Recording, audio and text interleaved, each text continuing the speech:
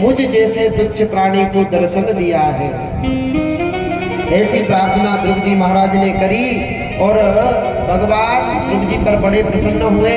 भगवान ने ध्रुव को समझाया कि बेटा तुम एक राजा के पुत्र हो और तुम्हारा धर्म है कि तुम्हें राजकाज संभालना चाहिए।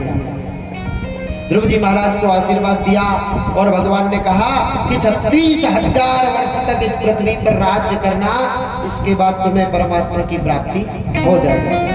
भगवान की आज्ञा से ध्रुव जी महाराज अपने महल में आए। वहां राजा ने बड़ा स्वागत किया। कुछ दिन ध्रुव जी महाराज को रहते हुए हो गया। इसके बाद राजा ने अपने पुत्र ध्रुव जी महाराज का राज्य तिलक कर दिया और राजा उत्तानपाद भगवान की प्राप्ति करने के लिए निकल गए। इधर जो सौतेली माँ का एक पुत्र था, उसका नाम उत्तम था, उसकी शादी नहीं हुई थी। एक दिन शिकार खेलने जंगल में गया तो वहां यक्षों ने उसे मार दिया। ध्रुव जी महाराज को पता चला। ध्रुव जी महाराज ने यक्षों पर चढ़ाई कर दी। बड़ा भारी भयंकर युद्ध हुआ ध्रुव जी महाराज और यक्षों का। जब यक्षों का ज्यादा संहार हो गया तो उस समय साक्षात मनु महाराज प्रकट हुए और मनु महाराज ने आकर उनका युद्ध रुकवाया।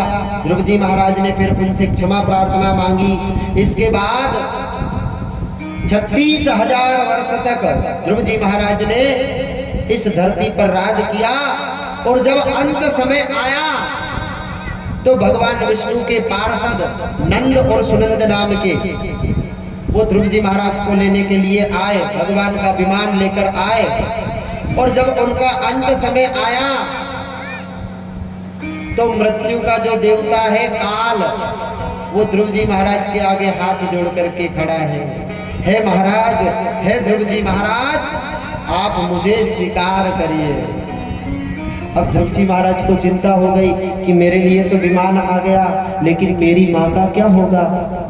मेरी माँ घर में अकेली है। तो उस मृत्यु के देवता ने कहा कि जिस घर में ऐसी संतान हो जाती है उसकी तो आगे और पीछे की 21 पीढ़ियां तर जाती है। तुम्हारी माँ थोड़ा आगे नजर उठाकर देखिए।